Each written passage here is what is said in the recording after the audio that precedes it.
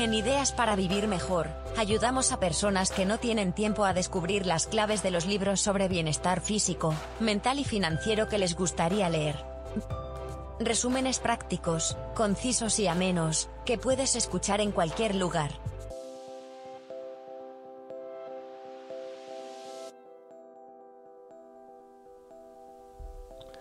Hola a todos y bienvenidos a Ideas para Vivir Mejor. Soy Eugenio Paya Ruiz, lector empedernido y amante del desarrollo personal. En los próximos minutos descubrirás las ideas principales de Sobre la vida buena, un libro escrito por Emilio Cabrera. Antes de empezar, recordarte que tienes disponible mi primer libro propio, después de leer y de resumir cientos de libros sobre desarrollo personal. He querido sintetizar todo ese conocimiento en un libro. El título es Libre, saludable y feliz. Técnicas y hábitos diarios para decir adiós al miedo, ponerte en acción y mejorar tu vida. Y lo puedes encontrar en Amazon. Te dejo el enlace en las notas del episodio. Y ahora sí, vamos con las ideas principales de Sobre la vida buena. Los antiguos griegos entendían la eudaimonia como felicidad, vida buena o bienestar. Un modo de vida que se obtiene cultivando un estado mental de tranquilidad y de plenitud, que se conoce como ataraxia. Hoy en día, que os voy a contar, vivimos de espaldas a ese estado mental. Vivimos buscando permanentemente los placeres inmediatos, las modas, las gratificaciones sensoriales, etc.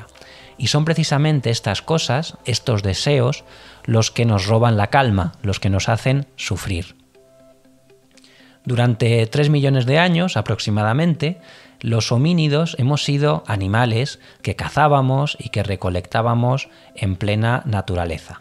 Así que nuestra mente se moldeó en aquel entorno primitivo, en aquel entorno salvaje. Teníamos que sobrevivir y para hacerlo nos adaptamos. Así que los que estamos aquí hoy somos el resultado de esa evolución y nuestra manera de actuar está condicionada por todo lo que vivieron nuestros ancestros. La bioquímica de nuestro cerebro es la que hemos heredado de ellos. Y lo que pasa es que vivimos nuestras vidas modernas sin saber que muchas de las decisiones que tomamos, por no decir casi todas, están supeditadas a esos rasgos que nos hicieron sobrevivir en los tiempos de nuestros ancestros. Por ejemplo, formar parte de una tribu era cuestión de vida o muerte, y esto justifica nuestro impulso instintivo de querer encajar con el grupo social. Otro sesgo, por ejemplo, es que nuestra mente nos impulsa a buscar cobijo, seguridad, trascendencia, notoriedad, entre otras cosas. Y hoy en día todo esto se consigue con dinero. Por eso las personas hoy en día ponemos tanto esfuerzo en conseguir dinero. El dinero es para la vida moderna lo que para los antiguos eran los recursos. Y a nuestra genética lo que le importa es que tengamos recursos, no le importa que seamos felices. Aquí está lo que el libro llama la trampa evolutiva, que es confundir el dinero con la felicidad.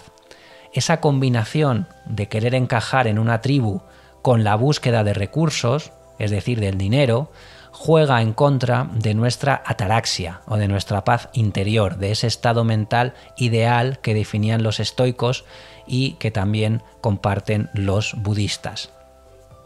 La felicidad no puede ser algo que nos roba la paz mental, no puede venir de fuera, no puede depender de algo externo a uno mismo. La felicidad tampoco puede ser un placer pasajero.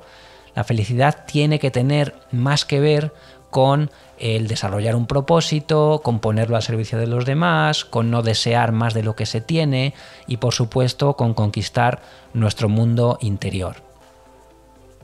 Hoy en día todavía tomamos decisiones como si nos estuviera persiguiendo un león en medio de la sabana. La pregunta es, ¿podemos aprender a tomar decisiones de otra forma y vivir bien? Y la respuesta es que sí. Y esto lo podemos hacer por una herramienta que la evolución ha puesto a nuestra disposición, que es nuestra capacidad de pensar, nuestra razón. La razón es nuestro seguro para vivir mejor. Todo lo que somos surge con nuestros pensamientos. Con nuestros pensamientos construimos el mundo.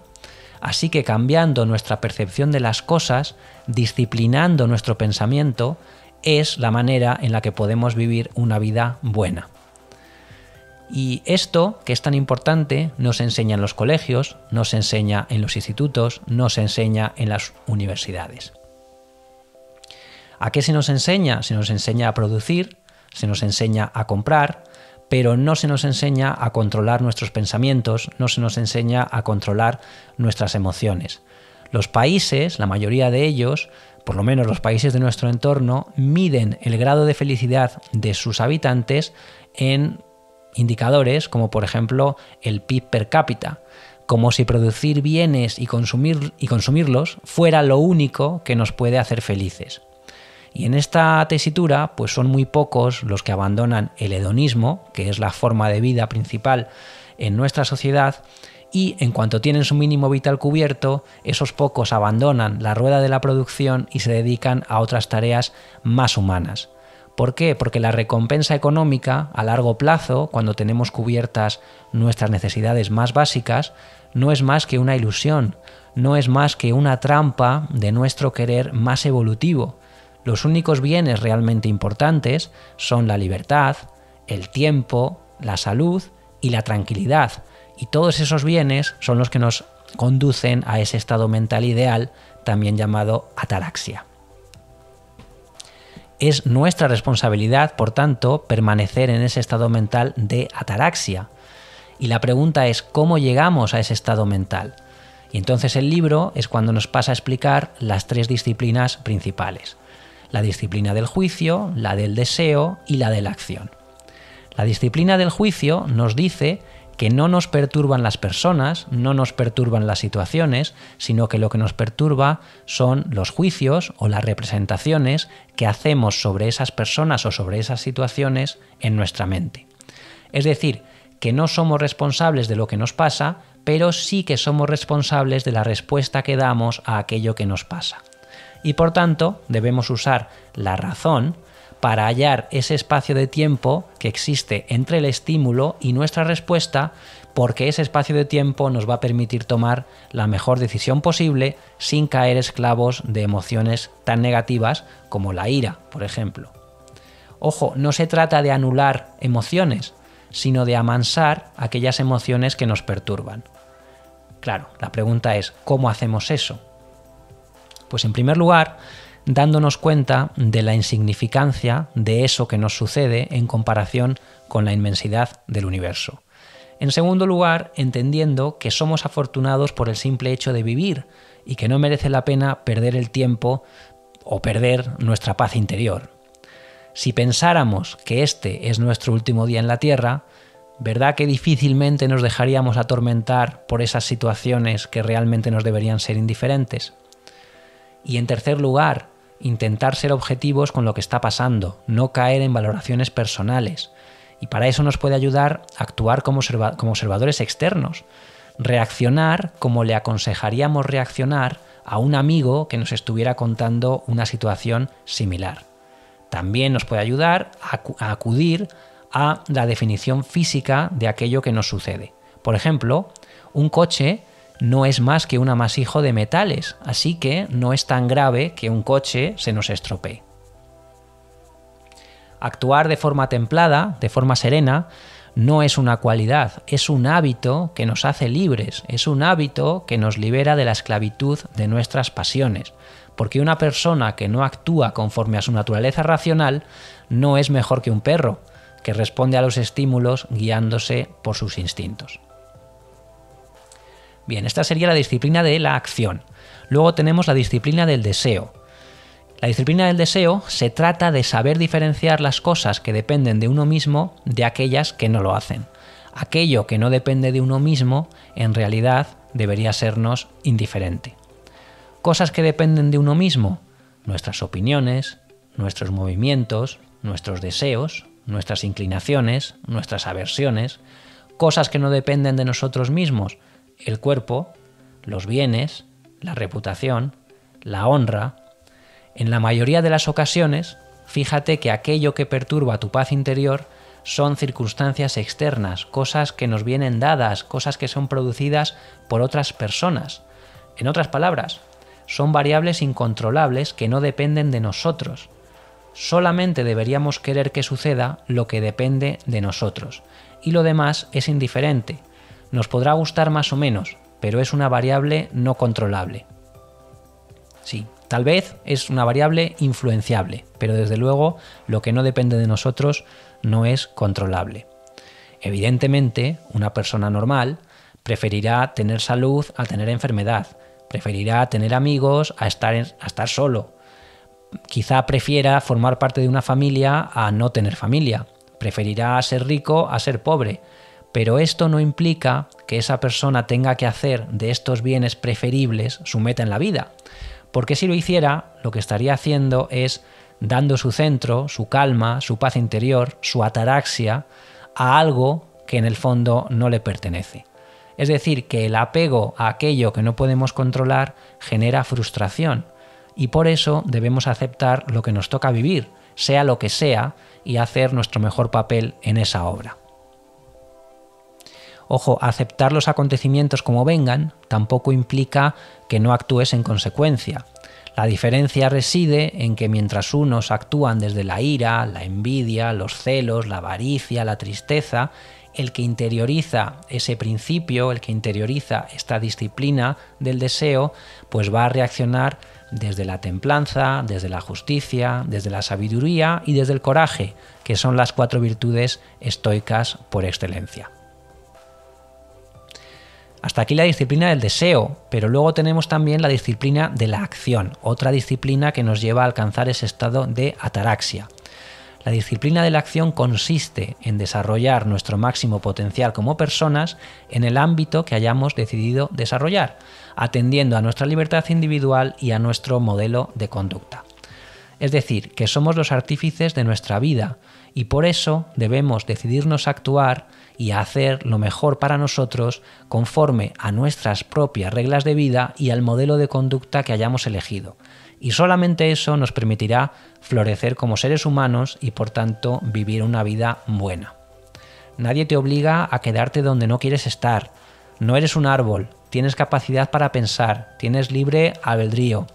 Y si no has conseguido tu meta, lo que tienes que hacer es centrarte en el camino, porque el camino es la vida, el camino es el propósito, y ese propósito tiene que ser coherente con nuestros principios y valores y, por supuesto, al final del proceso, una vez que ya tengas la suficiente formación en ese propósito, lo que debes hacer es ponerlo al servicio de los demás para alcanzar el bien común.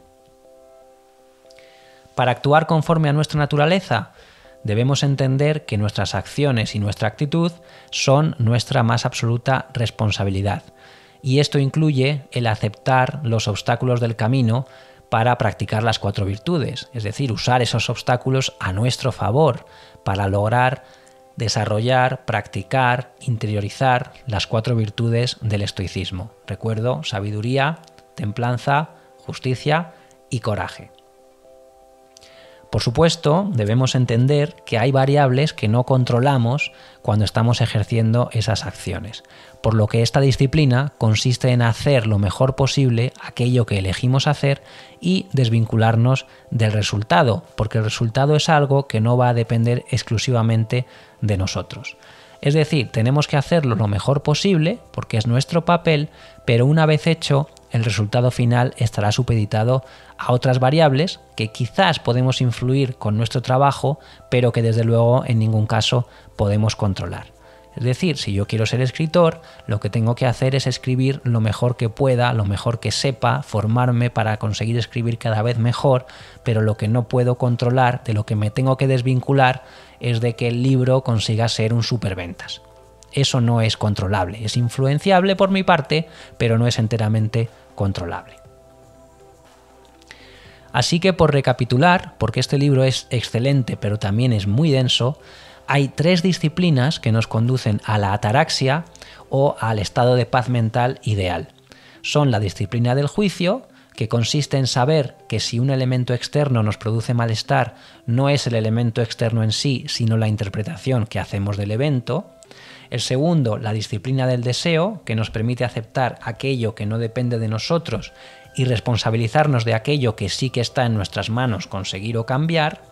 y la disciplina de la acción, que consiste en actuar coherentemente y transformar nuestro ánimo interior en acciones concretas que nos permitan florecer como seres humanos para alcanzar una mejor versión de nosotros mismos. Y hasta aquí las ideas principales que he encontrado en Sobre la vida buena, un libro escrito por Emilio Cabrera.